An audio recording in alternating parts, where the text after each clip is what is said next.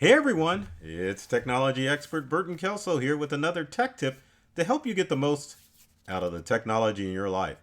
Today we're talking about how to stay safe while gaming online.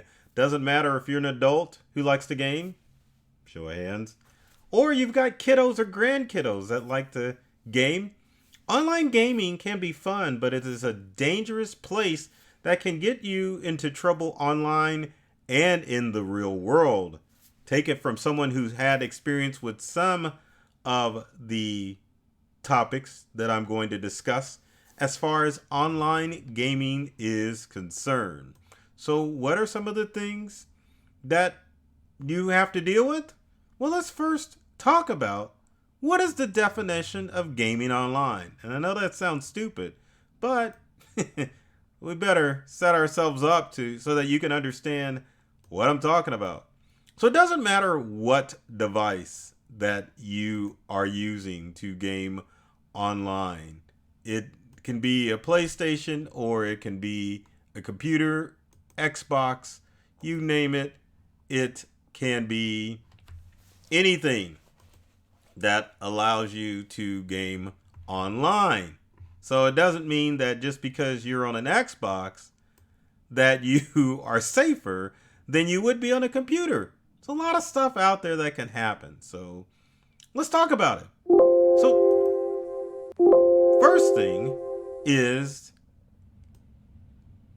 not comprehensive, but accounts that are compromised.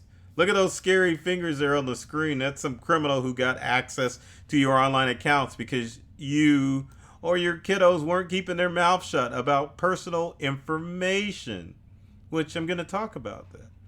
Another is swatting. That's the act of a malicious gamer calling SWAT teams to your home because they're upset that you or your kiddos, children, beat them at a game, or maybe you said something you shouldn't have. So the scammer finds out where you are, and the criminal sends out the SWAT team to raid your house. And the idea is to have the swatting occur while you're online so that everyone can see the embarrassment of police or law enforcement breaking into your house and arresting you while you're live streaming. Pretty bad, isn't it? Next are just plain old viruses that come in the form of phishing messages. Let's say some malicious idiot gets a hold of your email address or social media account and starts sending out phishing emails that look legit and get you to click on something that you probably shouldn't have clicked on. Next is what I've got personal experience with, and that is doxing. Doxing is the act when some criminal or just some bully online decides to post your home or office address online. It could be in a chat game room, can be on social media, but the whole idea is the act of intimidating you and getting people to rally to find out where you are and to cause you bodily harm. And this is all over gaming. Can we believe that we're having these conversations about playing games online? Doesn't matter if it's Fortnite or Call of Duty, Battlefield 150, whatever. Doesn't matter. It's just foolishness. And finally, the thing that most people aren't aware of that can happen is listeners. People can listen in to your conversations because you forgot to mute your mic. Like sometimes I forget to unmute before I do these live videos.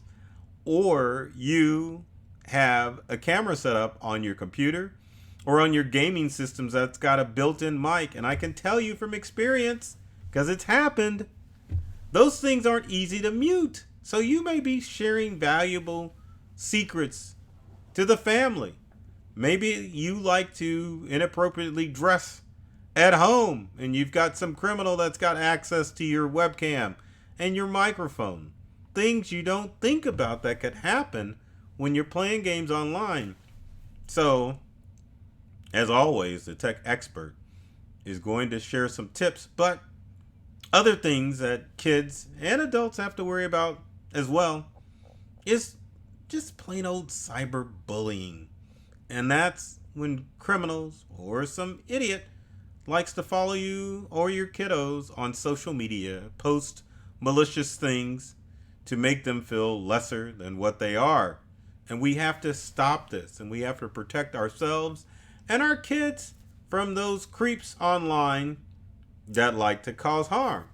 So, safety is always the key when it comes to gaming online, because you definitely need to make sure that you're protected from the many threats that are out there. So, what's the first tip? Now, I don't think I remember the number sequence, but let's just go through tips that are going to help you stay safe online. So, number one, I can't believe I just said number one, but that's okay. Be careful not to share personal information. That is key, because personal information can lead criminals to a lot of stuff, like finding out where you live so that they can dox you and that they can SWAT you.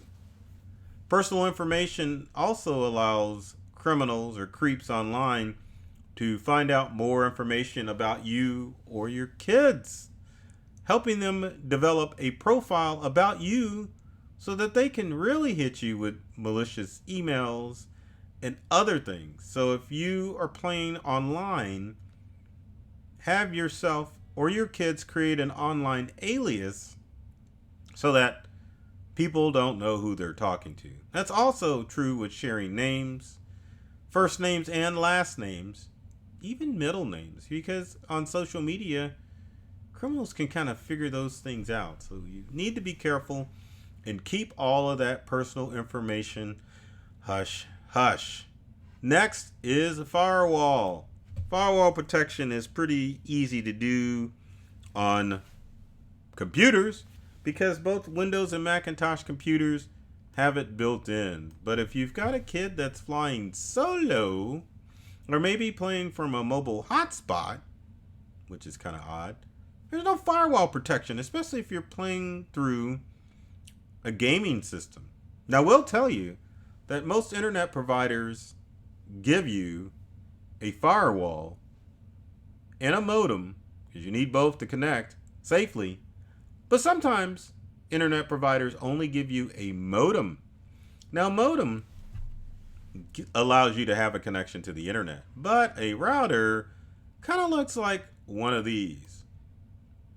Sometimes they don't have all the robust antennas on it, but you will know if your cable provider has provided you with a router, which can act as your firewall.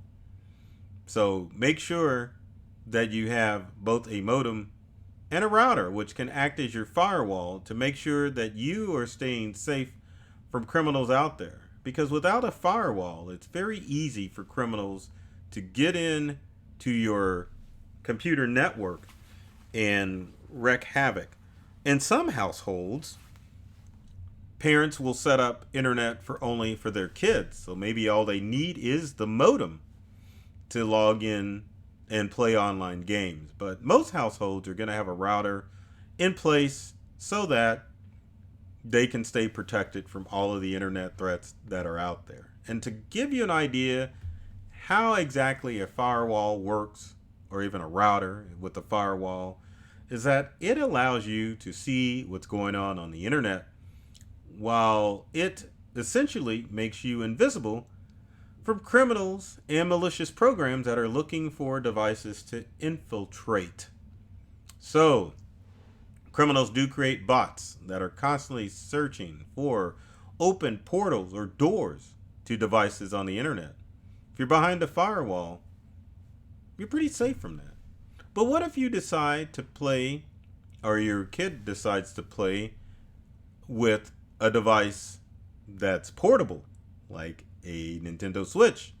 Same rules apply. Even if you're at that local coffee shop at the library, make sure they have some type of firewall enabled to keep your device and your accounts safe. Next would be getting a VPN. Now, VPN stands for Virtual Private Network, and a VPN creates a secure tunnel that allows you to mask yourself, your internet or IP address, and the information that you're sharing from one website to another website, or from your device that you're playing games on to whatever website that you are connected to. VPNs come in two varieties. There's software variety, which you pay a subscription to a service like NordVPN or TunnelBear VPN that allow you to mask your identity. Also, you can buy a Cisco firewall. If you're not firewall, we just talked about that, didn't we? VPN, which will mask your identity as well. Now, it's easier to get a VPN for your computer because it's just a matter of downloading a piece of software onto your device. For gaming system, maybe a little bit more complicated, but in most instances, you can either find a router that's got a VPN built in, or just rely on that handy firewall to keep criminals out of your personal business. Next is kids and adults need to start adopting the practice of using passphrases over passwords. As you can see on the left of the screen is your old traditional password. And the problem with passwords is, for the exception of the last one, we have a tendency to fall into poor password habits that allow criminals to quickly guess what our password is. Now, passphrases are essentially a sentence or several unrelated words that form a nice and secure password. So, for example, to be or not to be, that is the question, makes an okay passphrase, but that is a common phrase that people would use. So if a criminal or a malicious program trying to crack that saw the to be, then obviously it's going to be the next choice. The thing that you would modify in this, like the person that created this passphrase, is to use the number 2, maybe change the 2 to a 3, anything to mix it up. The one above that one, I can see them, y'all, is a good example of a passphrase because it is lingo that's Southern, but them and y'all has multiple spellings, so it'd be harder to detect. And then the one about Jerry and Bug Tussle, Kentucky. I hope I pronounced that right. Another good one. I didn't even know that place existed until I put that slide together. So keep that in mind. Use passphrases because they are safe and secure.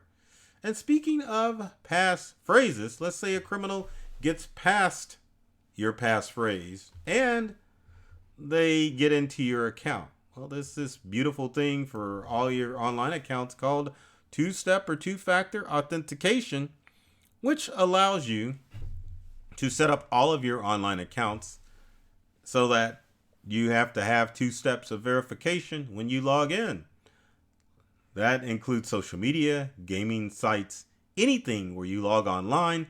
You want 2 steps enabled on your accounts so that if a criminal guesses your easy to guess password or your hard to guess passphrase, it'll be a little bit more difficult because there's 2 steps in that authentication process in order for them to get to your online accounts. The good thing about the 2-step authentication is that when it pops up, it'll let you know where the subscriber or criminal is logging in, and then you can determine if it were you, a friend you gave out your password to that you probably shouldn't have, and then you can make a determination if you want to allow access to that account.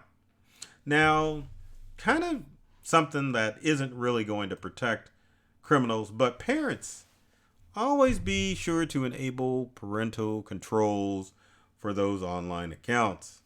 Now, parental controls doesn't work as an all-seeing eye as far as devices are concerned. You can set time limits. You can select parental limits as far as software is concerned.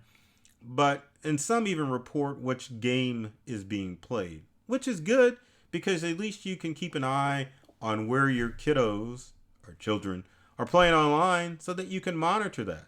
The unfortunate thing about parental controls is that it doesn't allow you to monitor what's going on in the chat log of any social media or gaming account. And that's where danger lurks.